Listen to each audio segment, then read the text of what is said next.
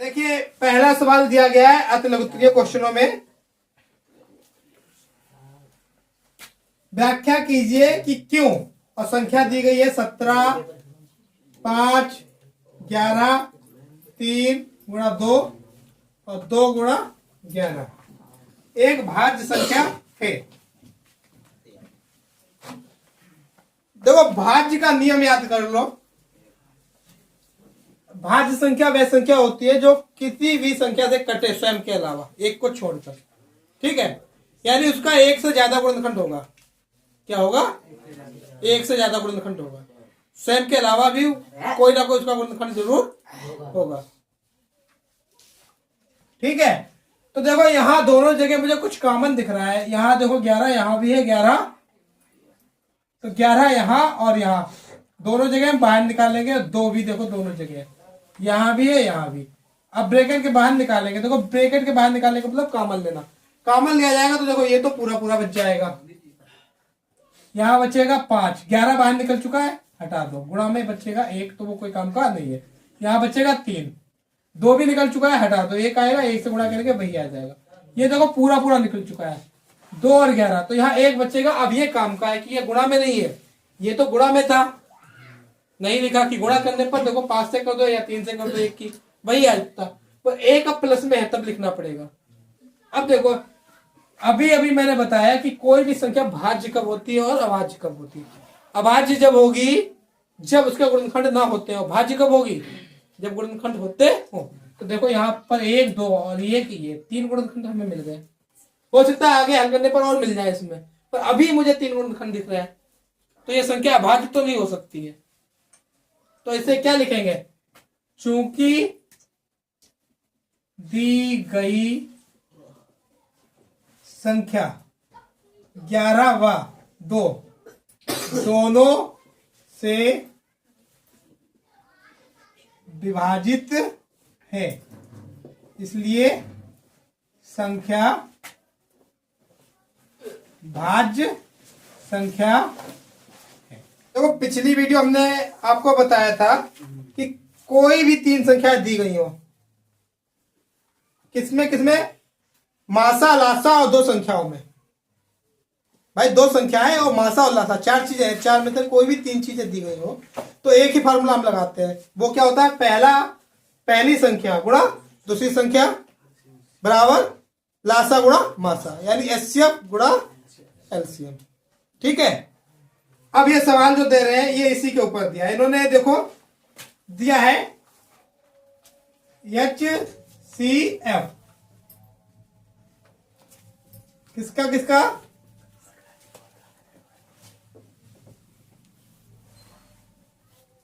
$99, 153, 9। LCM पूछा है 99, 153 का पूछा है इन्होंने एलसीएम। अच्छा एक चीज देखिए, तो यहां से 2 संख्याएं कौन कौन सी हो गई? एक तो ये हो गई, एक तो ये, यानी मेरी पहली संख्या क्या मिली है मुझे? पहली संख्या मिली है 99 और दूसरी संख्या क्या मिली है? वो मिली है 153। पेपर में देखो लिखने का तरीका, सबसे पहले हम लिखेंगे दिया है। देखो वी नाउ डेट, आप लोगों को फार्मूला पढ़ाया गया है क्या? पहली संख्या गुणा दूसरी संख्या मासा गुणा लासा। देखिए ये चीज हम इधर भी लिख सकते हैं और ये चीज इधर, इससे कोई फर्क नहीं पड़ता। हम चाहे ये दोनों चीजें इधर लिख दें, ये दोनों इधर। और क्या क्या कर सकते हैं? लासा को पहले लिख सकते हैं, मासा को बाद में, तो इससे कोई फर्क पड़ने वाला नहीं है। अब देखो दिया क्या क्या गया है। एक तो पहली संख्या दी है 99, दूसरा क्या दिया है? दूसरी संख्या 153, मासा दिया गया है 9, लासा नहीं दिया गया है। हमें ज्ञात क्या करना है? लासा। तो देखो ये 9 जाएगा डिवाइड में, इस तरफ बचेगा लासा, तो मैं लासा को पहले लिख ले रहा हूं। कहां लिखूंगा मैं? पहले। अब देखो यहां क्या है? 99, इधर है 153, 3। अब देखो ये 9 जो मल्टीप्लाई में था ये जाएगा इसके डिवाइड में, यहां पर आ जाएगा 9। तो देखो मुझे दूर से दिख रहा है 99 कट रहा है 9 से, कुछ दिमाग लगाने की जरूरत ही नहीं। 9 1 जा 9, यहां आ जाएगा 11। मल्टीप्लाई करेंगे तो 11 की 3 से करेंगे 33, हासिल 3 आ गया, 11 25 55 और 3 58, हासिल 5, 11 एकम 11 और 5 16। तो इसका सही आंसर यही आ गया मेरा। देखिए अगला सवाल जो हमारा दिया गया है, एचसीएफ 255 867 बराबर 51, एलसीएम 255 867 का मान ज्ञात कीजिए। देखो सबसे पहले मेरी संख्याएं क्या दी गई है, एचसीएफ ये और ये 51, इसका एलसीएम ज्ञात करना है। पहली संख्या क्या हो जाएगी 255, दूसरी संख्या क्या हो जाएगी 867, वही फार्मूला जो अभी आपको पढ़ाया गया। बी नाउ डेट, पहली संख्या गुणा दूसरी संख्या बराबर मासा गुणा लासा।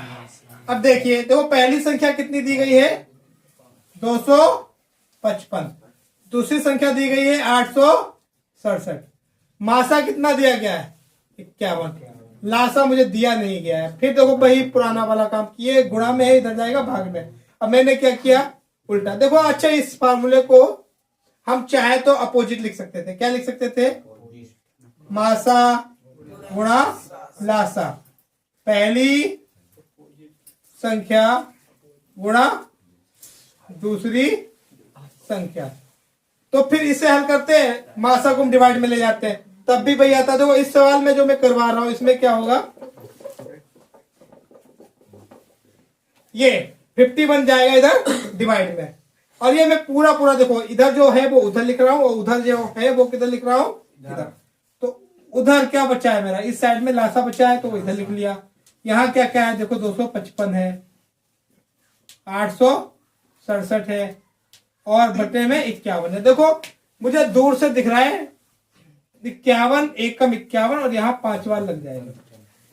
देखो 25 25 होता है और एक बचे 5 होता है, तो बहुत इजी दिख रहा था कि ये 5 बार में कट रहा है।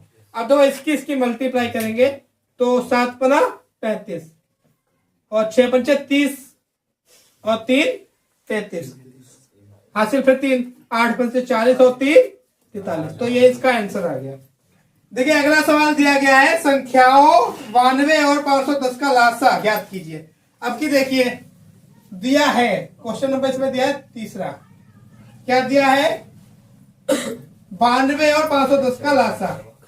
अब देखिए इसमें क्या है, पीछे वाले सवालों में आपकी 3 चीजें दी जाती थी, यहां पर केवल 2 चीजें दी गई। तो अब लासा दिया गया, मासा होता तो 2 विधियां थी मेरी, एक तो यूक्लिड थी एक गुणनखंड थी। इसमें हम केवल एक ही लगाएंगे गुणनखंड विधि। कौन सी लगाएंगे, गुणनखंड। पहली संख्या क्या दी गई है 92 और दूसरी दी गई है 510। देखो गुणनखंड, इसका गुणनखंड मुझे बहुत इजी दिख रहा है, 1 0 का 2 गुणा 5, ठीक है, और 51।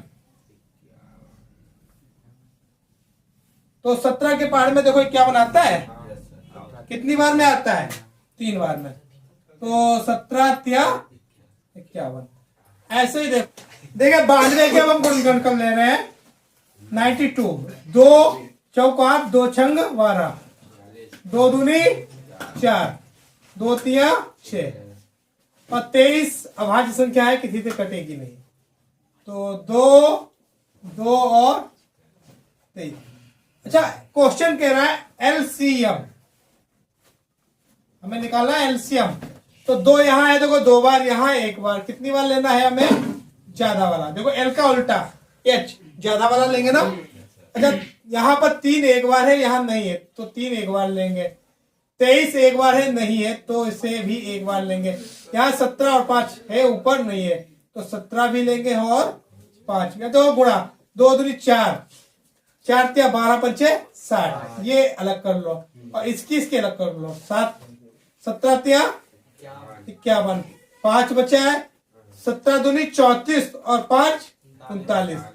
देखो अब पूरा करेंगे, 1 0 का 0, 6 एकम 6, 9 6 54, हासिल 5, 6 त्या 18 5 23।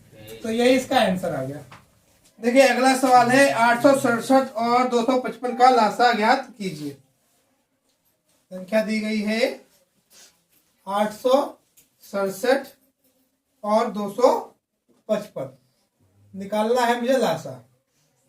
देखो सबसे पहले इनका क्या करेंगे, गुणनखंड 867 और 255।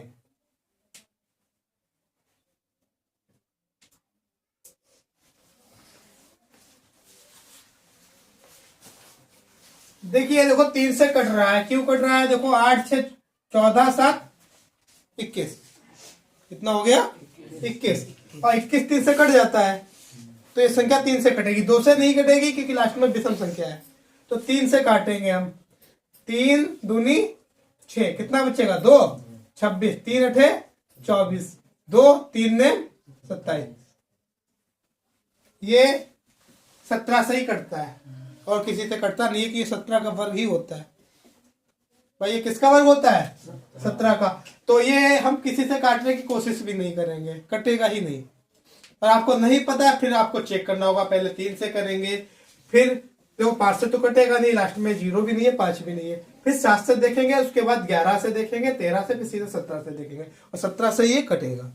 ठीक है, अब हम ये 17 से काट रहे हैं, 17 एकम 17, 11 बचा, 17 सते 119, 17 एकम 17। तो इसका जो आया है 2 गुणा 17 गुणा 17। अच्छा अब 255 का देखिए, तो 255 के गुणनखंड हम जब करेंगे 2 5 5, लास्ट में 5 है, 5 से ही काट देंगे, 5 पचम 25, 5 एकम 5, ये देखो 5 और 1 6, 3 से कट जाएगा, तो 3 एकम 3, 3 सत्ते 21, ये आएगा 17। इसके गुणनखंड आएंगे 5 3 और 17। मुझे निकालना LCM। तो देखो मैंने आपको बताया LCM में क्या करते हैं, इसका उल्टा, L का उल्टा H यानी हाईएस्ट वैल्यू लेंगे हम। यहाँ पर 3 है, एक बार, तो देखो लोएस्ट हाईएस्ट दोनों बार एक ही है तो कोई मतलब नहीं रह जाता है, इक्वल है तो हम 3 को एक बार ही लेंगे। 17 यहाँ देखो 2 बार, यहाँ 1 बार, यहाँ है 2 बार 1 बार, तो हाईएस्ट कितनी बार है 2 बार, तो कितनी बार लेंगे हम 2 बार। अब देखेंगे 5 यहां है 1 बार, यहां नहीं है, तो 5 1 बार नीचे दिया है, ऊपर नहीं दिया है, तो नीचे 1 बार वाला लेंगे हम। ठीक है, यही देखो हमारा मल्टीप्लाई करने के बाद वैल्यू आ रहा है जो वो पूछ रहे हैं। ठीक है, अच्छा मल्टीप्लाई करेंगे हम, 17 की गुणा मैं पहले ही कर चुका हूं, कितना आता है 289, और 3 और इसकी गुणा करेंगे तो 15 आएगा।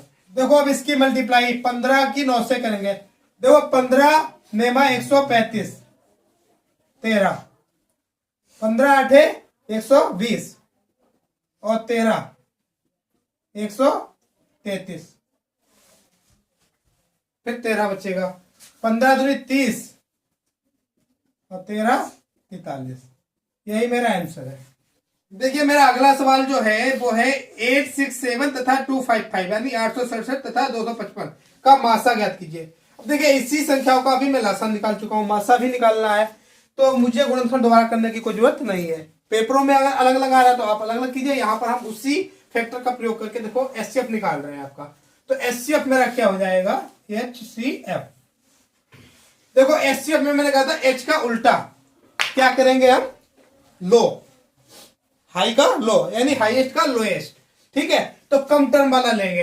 अब देखो यहां पर 3 है, 1 बार और 1 बार ले लिया जाएगा, 17 यहां है 2 बार, यहां 1 बार, तो कितनी बार लेंगे हम 1 बार।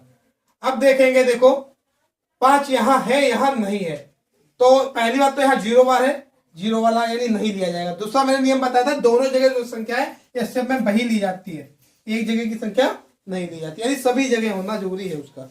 यहाँ 2 जगह दी है तो दोनों में से केवल एक जगह, तो 5 को हम छोड़ देंगे। इनकी मल्टीप्लाई कितनी आएगी 51, ये मेरा HCF आ गया। सवाल 5वां, अभाज्य गुणनखंड विधि द्वारा 25 20 और 10 530 का लासा तथा मासा ज्ञात कीजिए। देखो लासा और मसा दोनों निकलवा रहा है। संख्याएं क्या दी गई है मेरी? 25, 20 और 10, 530। विधि कौन सी लगाने को बोला है? अभाज्य गुणनखंड विधि। तो सबसे पहले देखो हम क्या करेंगे, गुणनखंड निकालेंगे दोनों संख्याओं का। पहली संख्या है मेरी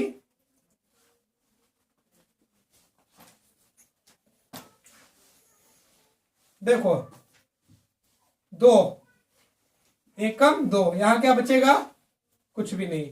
2 दूनी 4, 1 बचेगा 12, 2 छंग 12 और 0 का 0। अब हम क्या करेंगे फिर 2 से, 2 छंग 12, 2 तिया 6, 0, 3, 3 दूनी 6, 3 एकम 3, 0, 3 सते 21, 7 एकम 7, 2 पंचे 10, 5 एकम 5। देखिएगा अब हमारा जो गुणनखंड आ रहा है वो आ रहा है 2 गुणा 2, और 2 कितनी बार आया? एक बार यहां पर भी आया। 3 गुणा 3 और 5 और 7। देखिए अगली संख्या जो है 10, 530। देखो 2 से काटेंगे, 2 पंचे 10, 2 दूनी 4, 2 छंग 12, 2 पंचे 10। अब क्या आएगा? लास्ट में 5 है तो 5 एकम 5, 2।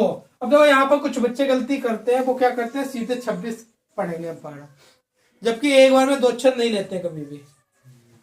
5 का पढ़ा 2 तक ही पढ़ेंगे, जो कि पढ़ नहीं पाएंगे तो 0 तक पढ़ा जाएगा। अब शेष कितना बचा? 2। अब 26 हुआ, पचम 25, कितना बचा? 1, 5 तिया 15। अब देखो ये 3 से कट रहा है, कैसे मुझे पता चल रहा है? 5, 3, 8 और 1 9। अब 9 3 से कटता है, तो ये योग जब 3 से कट रहा है तो संख्या भी 3 से जरूर कटेगी। 3 से काटिएगा, 3 तिया 9, 1 बच्चा 5, 15, 3 बच्चे 15, 3 एकम 3। ये देखो ये भी कट रहा है, 5 1 6 3 9, यानी 3 से काटेंगे हम। 3 एकम 3, 3 एकम 3, 3 सते 21। अब फिर 3 से कट रहा है कि 7 और 2 9, 3 तिया 9, कितना बचा? 2, 3 ने 27। अब भी 3 से कट रहा है, 3 एकम 3, 3 तिया 9। अब 13 से कट रहा है, तो इसके गुणनखंड जो बनेंगे 2 का अकेला टुकड़ा है, 3 है 1 2 3 4, 4 बार है। तो देखो 2 है 1 बार, 3 है 1 2 3 4 बार। अच्छा अब मुझे क्या लेना है? 5, 5 है 1 बार और 13 है 1 बार। देखेंगे 1 2 3 4 5 6 7, 1 2 3 4 5 6 7, पूरी संख्या आ गई, कोई भी छूटी नहीं है। अब देखेंगे, देखो हमें क्या निकालना है? LCM HCF। अच्छा एलसीएम का देखो मैंने बताया था इसका अपोजिट हाई वैल्यू निकालेंगे। हाईएस्ट वैल्यू क्या आ रही है? देखो सबसे पहले 2, 1 बार 2 बार 3 बार 1 बार, तो इसमें कितनी बार लेना चाहिए मुझे? 3 बार। अच्छा अब देखेंगे हम 3, यहां है 2 बार, यहां है 3 1 4 बार, तो 3 को हम लेंगे 4 बार। अब देखेंगे, देखो 2 हो चुका है, 3 हो चुका है, 5 यहां है 5 1 बार, यहां 1 बार, दोनों जगह एक ही बार है तो एक ही बार लिया जाएगा। अब देखो यहां 7 है, यहां नहीं है, तब भी लिया जाएगा कि एलसीएम में मैं क्या करता हूं ज्यादा वाला यानी 1 वाला लूंगा, 0 वाला नहीं लूंगा। अब देखो यहाँ 13 नहीं है, यहाँ 13 1 बार है तो 13 1 बार लिया जाएगा। ठीक है, अब देखो इसकी मल्टीप्लाई करेंगे हम, तो 2 दूनी 4 दूनी 8, 3 तिया 9 तिया 27 तिया 81, और ये 5 7 और 13। देखो 8 पंचे 40, 8 और 5 की गुणा 40, और 40 और इसकी गुणा करेंगे तो कितना आ जाएगा? 4 7 28 280, यानी इसकी गुणा कर ली, इसकी कर ली, इसकी कर ली, यहां क्या बचा है 81 और 13। अब देखो गुणा हम यहां लिखकर कर रहे हैं 280 81 की। तो देखो 0 8 2 0 8 की 8 से करेंगे 64 का 6, 8 की 2 से करेंगे 16 और 6 22। ये आएगा मेरा 4 2 6 2 और 2। तो ये आ रहा है 22,680। अभी बचा कितना है 13। देखो 0 का 0, 13 की 8 से गुणा करेंगे तो 13 8 104। ठीक है, तो 13 8 104 का देखो 4 तो वहां लग गया, हासिल क्या लगेगा 10। 13 छाक 78, 78 जब 10 में जोड़ेंगे तो हो जाएगा 88, 88 का आएगा 8, हासिल बचेगा 8। 13 दूनी 26, 26 8 34, 34 का 4, हासिल बचेगा 3 और 13 दूनी 26 और 3 29। ये मेरा आ गया एलसीएम। देखिए अब हम निकालेंगे HCF। एचसीएफ में मैंने देखो कहा था H का अपोजिट कर दो L, यानी लोएस्ट वाली वैल्यू लेंगे। 2 यहां है देखो 1 2 3 और यहां है 1 बार, तो हम कितनी बार लेंगे 1 बार। 3 देखेंगे यहां है 1 2 और यहां 1 2 3 4 बार, तो हम कितनी बार लेंगे 2 बार। देखो 5 यहां है 1 बार है, दोनों जगह 1 बार लेंगे। यहां 7 है, नीचे नहीं है, 13 नीचे है ऊपर नहीं, तो ये दोनों छोड़ दिए जाएंगे। इनकी देखो मल्टीप्लाई, तो 5 दूनी 10 और 3 क्या 9, 9 10 की मल्टीप्लाई कितनी होगी 90। तो इसका एचसीएफ ये आ गया, एलसीएम ये आ गया, यही मेरा आंसर है। देखिए क्वेश्चन कह रहा है सिद्ध कीजिए √3 एक अपरमेय संख्या है। अब देखो इसे सिद्ध करने के लिए हमें इसका विरोधाभास मानना पड़ेगा, अपोजिट। तो क्वेश्चन कह रहा है √3 एक अपरमेय संख्या है। अब मैं मानूंगा क्या, इसको परमेय संख्या मानकर चलूंगा। तो माना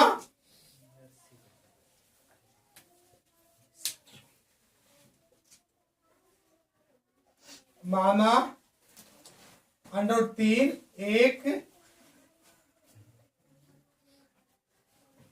परमेय संख्या है। देखिए √3 अगर एक परमेय संख्या है तो ये किस प्रकार का होगा, इसलिए √3 जो बराबर होगा वो होगा a/b या p/q।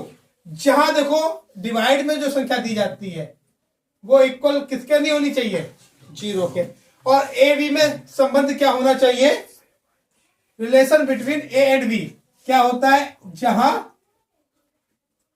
ए व बी एक से अभाज्य संख्या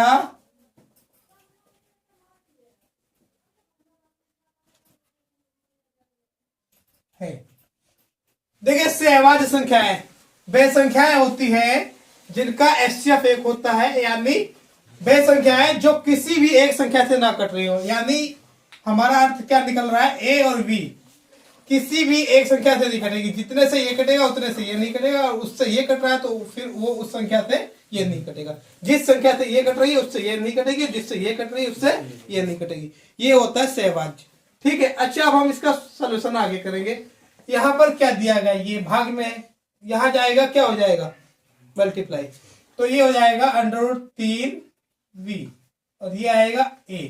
अब देखो हम दोनों तरफ वर्ग करेंगे, तो दोनों तरफ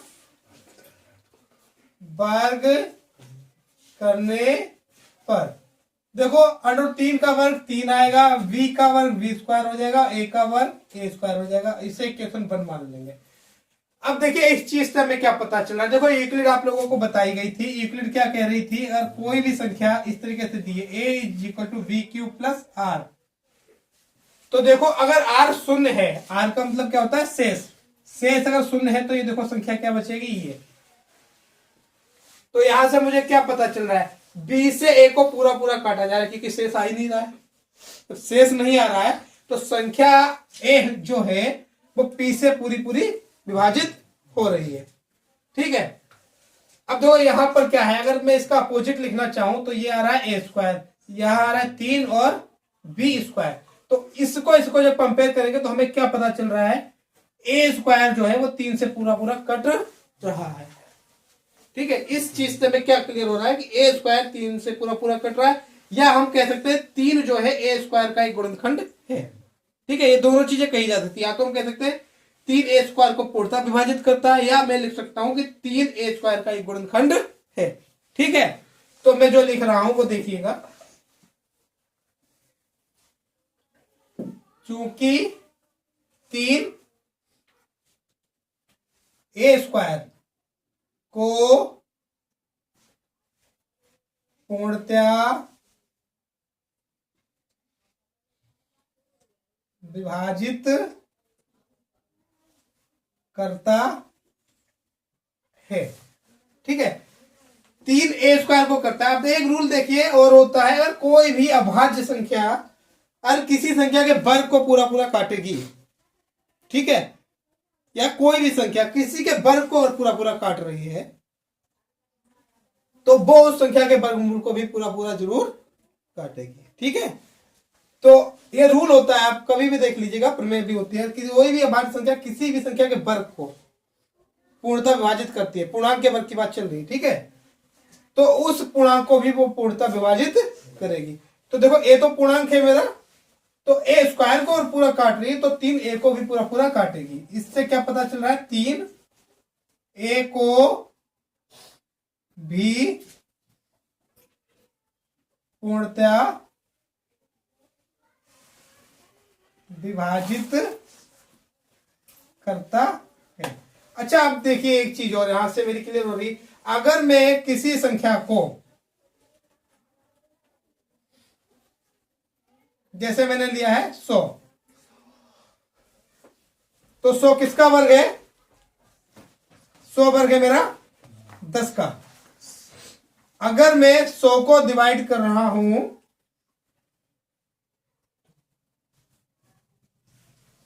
5 से, कितने से कर रहा हूं, 5 से, तो मेरा आंसर कितना आ रहा है, 20। अब 100 का वर्गमूल यानी 10 को अगर मैं 5 से डिवाइड कर रहा हूं तो कितना आ रहा है, 2। यही तो आ रहा है। तो अब ये क्लियर नहीं होता है कि अगर मैं किसी संख्या के वर्ग को किसी संख्या से डिवाइड कर रहा हूं तो जो आंसर आ रहा है वर्गमूल को डिवाइड करने पर उसी संख्या से उसका वर्गमूल आए, ये अलग आएगा। भाई 20 का वर्गमूल नहीं है 2। ठीक है, ऐसे ही मैं अगर कोई दूसरी संख्या भी ले रहा हूं, 400 ले रहा हूं, और ये मैं विभाजित किससे कर रहा हूं,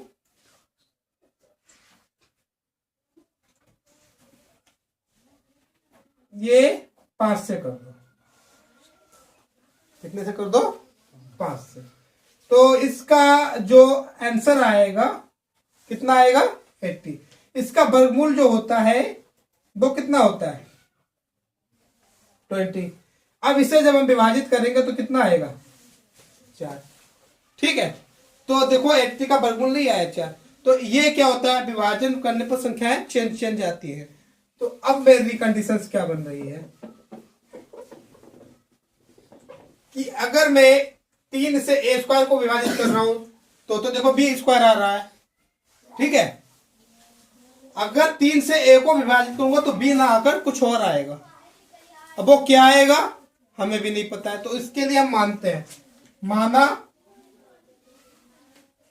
ए जो है का 3 से विभाजित किया जा रहा है, चूंकि पूर्णतः विभाजित हो रहा है तो कुछ ना कुछ दूसरा गुणनखंड जरूर आएगा, उसे के मान रहे हैं।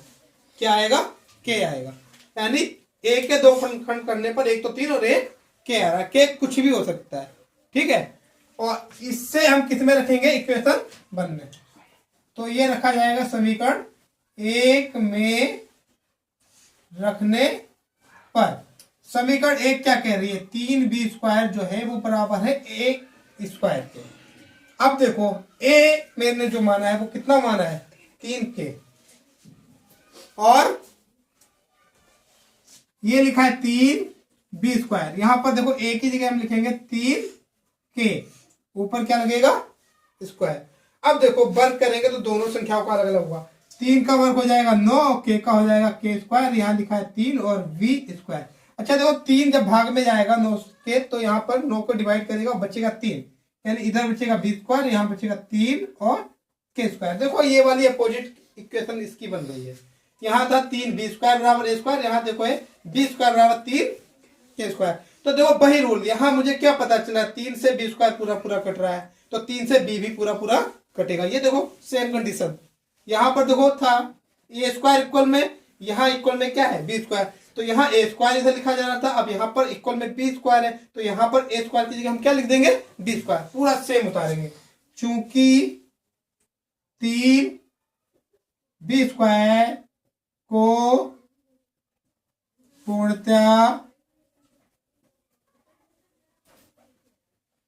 विभाजित करता है, इसलिए 3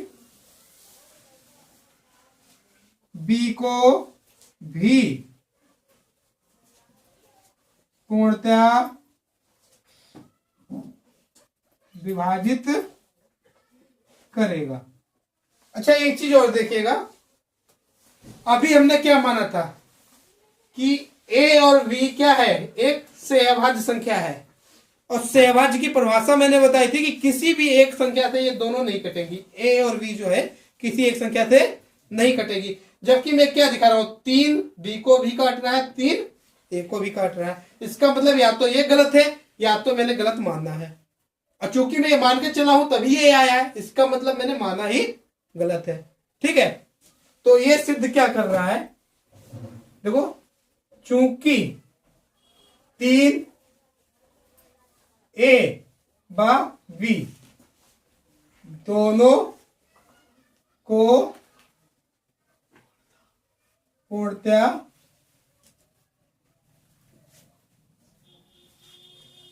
विभाजित करता है, इसलिए जो माना वह असत्य है। अब मैंने माना क्या है कि √3 एक परमेय संख्या है, ये असत्य है, तो इसका सत्य क्या होगा, इसका अपोजिट सत्य होगा। और ये मैंने परमेय मानी और परमेय नहीं है, तो फिर क्या होगी, अपरमेय होगी। यानी हमारा जो आंसर क्या आ रहा है, अतः √3 एक अपरिमेय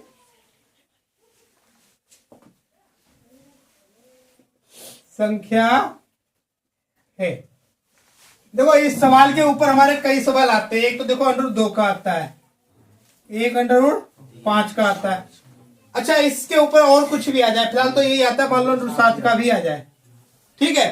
तो इन सवालों में चेंज क्या होगा, इन सवालों में जो मेरा चेंज होगा बहुत देखो इजी है। मैंने यहाँ पर √3 लिखा है, और √2 आएगा तो देखो सबसे पहले हम यहाँ पर लिखेंगे √3 की जगह √2, यानी माना √2 एक परमेय संख्या है।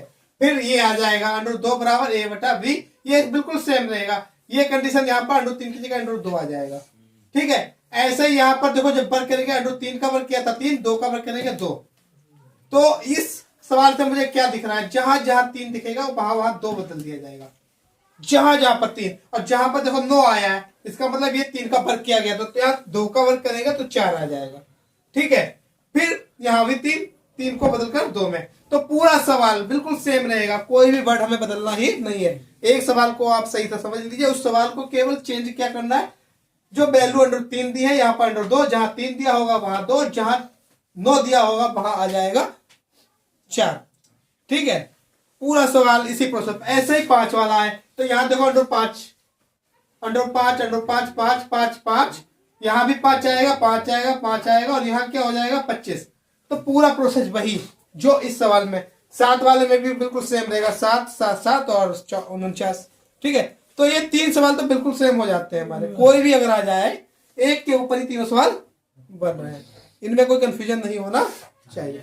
अब जो इसी से रिलेटेड कुछ सवाल और आते हैं, देखिए एक सवाल हमारा आ जाता है 1/√2, एक अपरमेय संख्या है, ये सत्यापन करना है।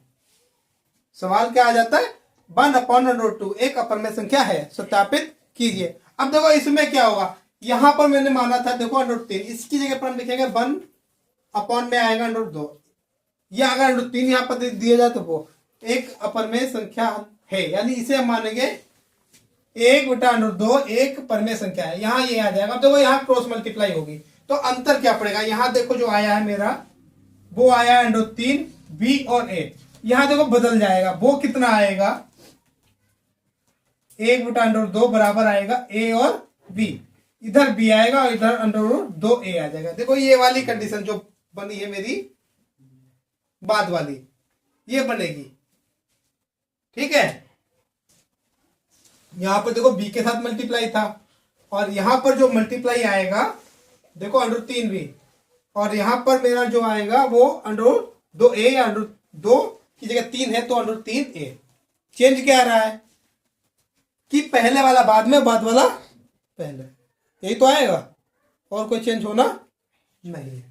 देखिए अगला सवाल दिया गया है 5 + √3 एक अपरमेय संख्या है, ये सिद्ध करना है मुझे। क्वेश्चन नंबर 7 सिद्ध कीजिए सिद्ध कीजिए 5 + √3 एक अपरमेय संख्या है।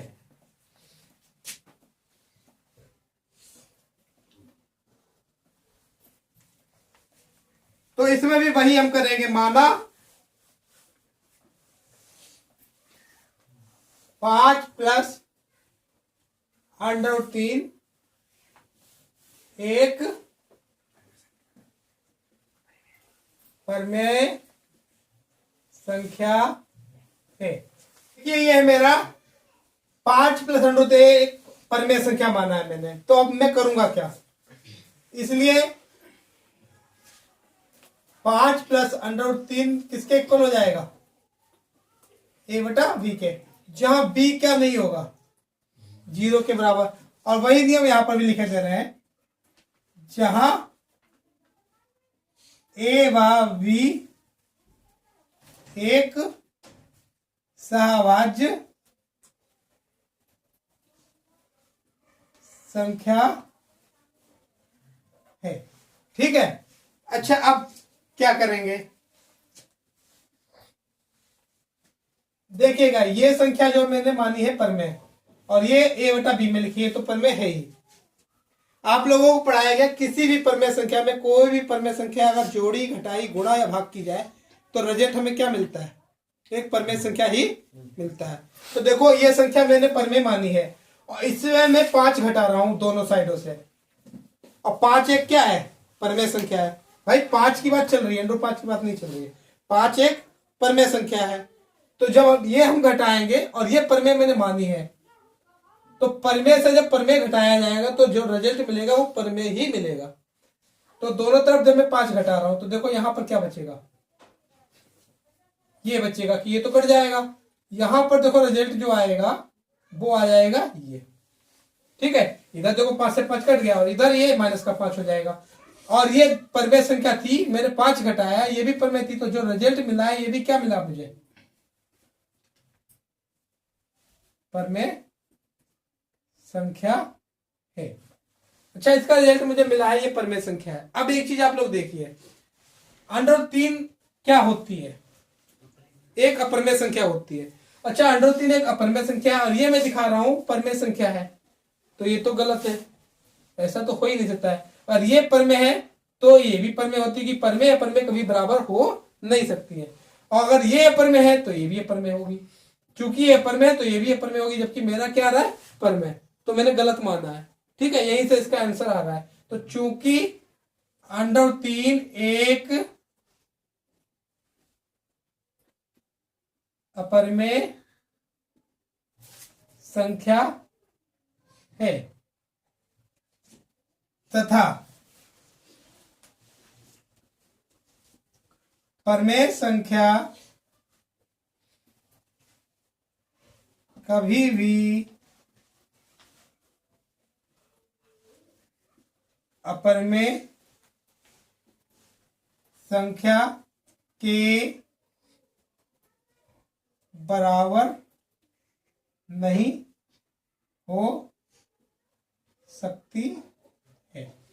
देखो परमेय संख्या कभी भी अपरमेय संख्या के बराबर नहीं हो सकती है, और ये मेरी परमेय है, ये परमेय, ये मैं बराबर दिखा रहा हूं, यहां से मैं क्या कर रहा हूं, गलत माना है ना, तभी तो ऐसा आया है। इसका अर्थ क्या हुआ, इसलिए जो माना वह असत्य है, फिर सत्य क्या होगा, मैंने माना क्या है, ये परिमेय माना है, तो इसका अपोजिट सत्य होगा। अतः 5 प्लस √3 एक अपरिमेय संख्या है। ये इंपॉर्टेंट हो जा रहा है आपके लिए दूसरा सवाल। ठीक है, इसी के अकॉर्डिंग जो सवाल और बन रहे हैं बिल्कुल सेम है। एक सवाल देखिए, इसी सवाल के ऊपर कुछ सवाल दिए गए हैं नीचे। एक तो दिया है 5 माइनस का √3, एक दिया है 2 प्लस का √3, 6 प्लस का √2, 3 प्लस का √2, या ऐसा और कोई भी सवाल आ जाए। देखो इसमें करना क्या होगा, सेम यहाँ पर हम ये मान लेंगे जो दिया हुआ है। इसमें देखो 5 प्लस दिया है, इसमें 5 माइनस, तो 5 माइनस मान लेंगे। ये दिया है इसमें ये मानेंगे, जो भी सवाल दिया वो यहाँ पर मान लेंगे। अब देखो हमें करना क्या है, इस वाले सवाल में भी प्लस का 5 है, तो मैं यही करूंगा, 5 दोनों तरफ घटाऊंगा, तो यहां से देखो 5 से 5 चला जाएगा ये वाला, और यहाँ देखो क्या आएगा माइनस का 5, तो ये भी परिमेय संख्या रहेगी। फिर अब देखो मेरा यहाँ माइनस का निशान आ जाएगा कि देखो 5 तो कट जाएगा, बचेगा क्या √ के आगे माइनस का निशान, तो माइनस से दोनों तरफ मल्टीप्लाई करूंगा मैं। यहाँ पर जब माइनस से मल्टीप्लाई करूंगा, देखिए यहां पर जो नया रिजल्ट मिलेगा ये है मेरा √3 था माइनस का, यहां पर जब माइनस से मल्टीप्लाई होगी प्लस का हो जाएगा। ये देखो माइनस के ही जगह प्लस का हो जाएगा, तो इसे हम पहले लिख लेंगे, और ये हो जाएगा मेरा माइनस का। ठीक है, अब देखिए ये भी परिमेय संख्या है और ये परिमेय मैंने पहले ही मान रखी है। देखो तो ये रिजल्ट जो आएगा वो क्या आएगा, फिर से इसी की तरह आ जाएगा, ये एक परिमेय संख्या है। यहाँ ये वाली लाइन लिख देंगे। अब देखिए ये अपरिमेय है तो ये वाली लाइन चलेगी, चूंकि √3 एक अपरिमेय संख्या है तथा परिमेय संख्या कभी भी अपरिमेय संख्या के बराबर नहीं हो सकती है, इसलिए जो मानव है असत्य, यानी नीचे का बिल्कुल सेम आ जाएगा, बस यहाँ पर आंसर में केवल माइनस आ जाएगा। ठीक है, अगला सवाल जो दिया है ये वाला अगर हम ले रहे हैं तो बिल्कुल सेम, यहाँ पर 2 हो जाएगा और यहाँ पर √3, और कुछ बदलेगा ही नहीं। यहाँ पर 5 की जगह केवल हमें 2 घटाना है। क्या घटाना है? 2। इस वाले में 6 घटाना है, इस वाले में 3 घटाना है, और पूरा सवाल वही लिखा जाएगा। इन वाले सवालों में देखो दोनों में नीचे यहाँ पर √3 की जगह केवल √2 लिखा जाएगा। ठीक है, और कुछ भी चेंज होगा नहीं, सेम आंसर आ जाएगा। ठीक है।